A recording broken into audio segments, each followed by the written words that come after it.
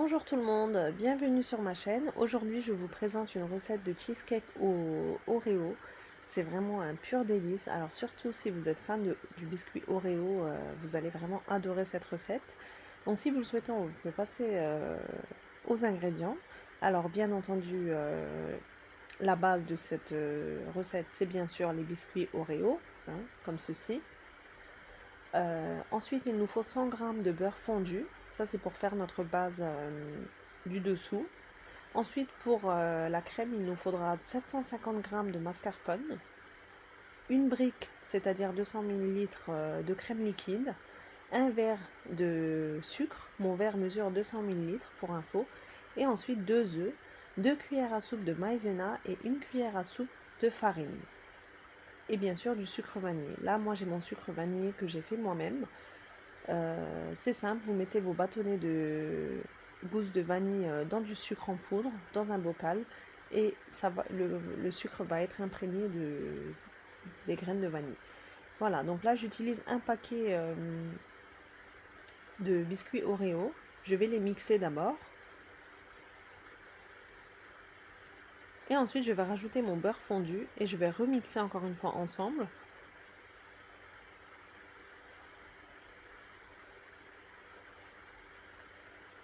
Je rajoute mon beurre fondu, 100 g de beurre fondu. Je remixe le tout et ma base est déjà prête. C'est vraiment un gâteau assez simple et je dirais inratable. Vraiment, c'est un gâteau super simple mais super bon. Je vais maintenant, mettre ma base dans le fond de mon moule en l'écrasant bien pour avoir une surface bien lisse et bien opaque. Comme ça, à la découpe, on n'aura pas des grumeaux, mais au contraire une part bien nette. Et toujours commencer par faire notre fond du moule avant de commencer à faire la crème. Pendant ce temps, si vous le souhaitez, vous pouvez mettre votre moule au frigo.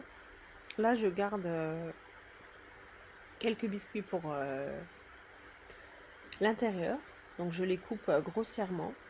Je vais les rajouter à ma crème. Comme ceci. On ne les passe pas au robot, juste les couper en petits morceaux comme ça avec le couteau, c'est suffisant. Et là, on peut attaquer à faire notre crème.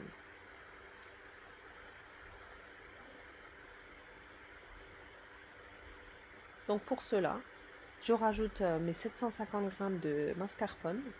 Vous pouvez très bien, à la place du mascarpone, utiliser du fromage Philadelphia. Mais moi, je trouve qu'avec le mascarpone, on a un meilleur rendu, beaucoup plus opaque à la découpe.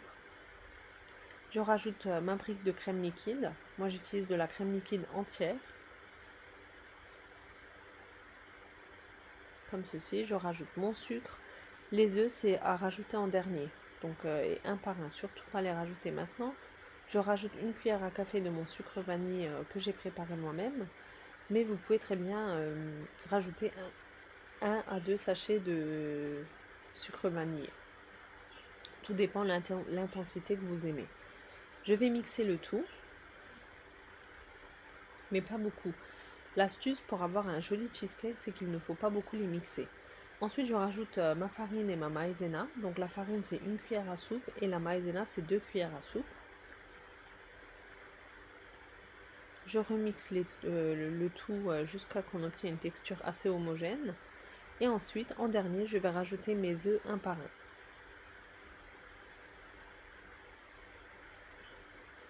Tout en mixant, comme ceci.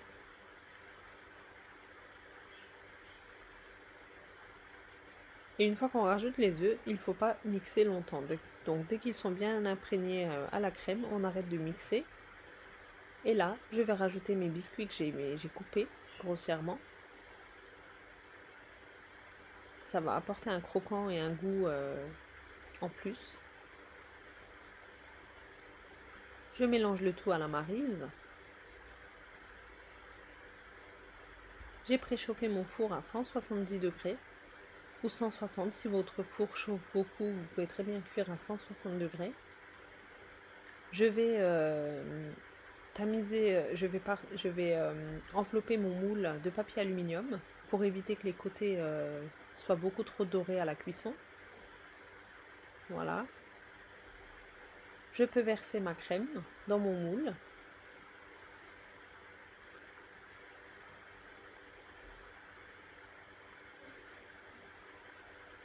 Je n'ai pas beurré ou graissé les bords de mon moule. Pas besoin, ça ne va pas coller. Donc là, j'étale bien ma crème sur toute la surface.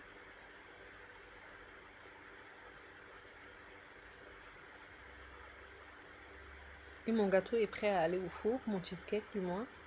Et il y a une petite astuce encore à faire très attention. Donc je mets mon cheesecake au four, comme ceci. Mais en dessous, dans le fond de mon four, je vais mettre un petit plat avec de l'eau à l'intérieur. Et grâce à l'humidité, en fait, notre cheesecake ne va pas prendre une couleur très dorée à la fin de la cuisson. Et ça va éviter que ça craque, en fait. Donc je mets de l'eau dans le fond de mon four et je fais cuire pour environ 50 minutes.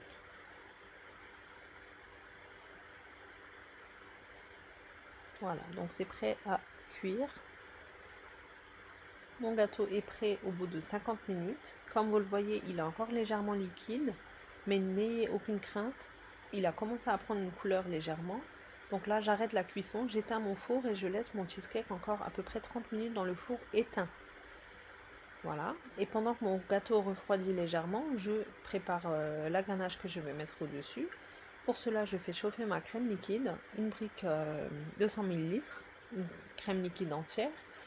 Une fois que ma crème a chauffé, je vais rajouter une tablette de chocolat noir, c'est-à-dire 200 g.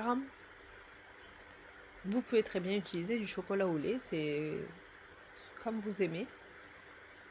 Une fois que ma crème a chauffé, j'éteins ma plaque et je fais fondre mon chocolat. Comme ceci, ça a une belle texture. Et je laisse tiédir légèrement. Voilà, on obtient une sauce au chocolat bien onctueuse. Là, je peux sortir mon gâteau du four.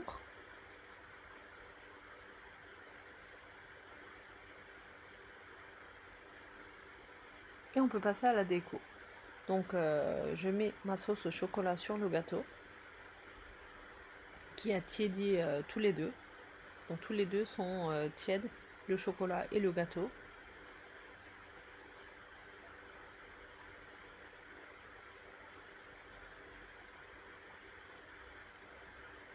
Voilà, j'ai mis ma sauce chocolat sur toute la surface. Et avant que mon chocolat durcisse, j'ai coupé en deux des biscuits Oreo pour faire la déco. Après, la déco, c'est vraiment comme vous voulez, comme vous avez envie de faire.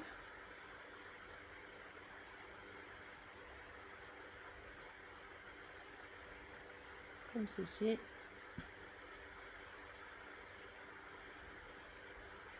Et mon gâteau, je le laisse refroidir au frais au frigo au moins 2 heures avant de le déguster.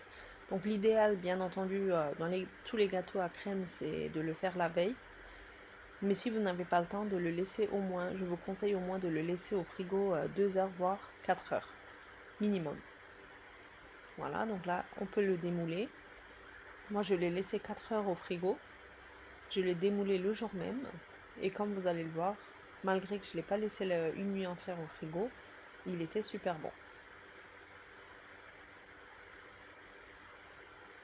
Là, voilà, il est presque fini. On peut passer à la découpe. Là, le visuel, je trouve qu'il est assez joli. Dites-moi dans les commentaires ce que vous pensez de cette recette. J'ai hâte de savoir votre avis. Voilà, donc je vais vous découper une part pour vous montrer la texture et l'intérieur. C'est vraiment très très très bon.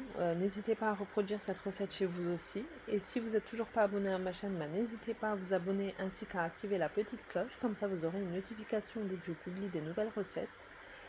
C'est tout pour moi pour aujourd'hui. Je vous dis à bientôt pour une prochaine recette. Bye bye.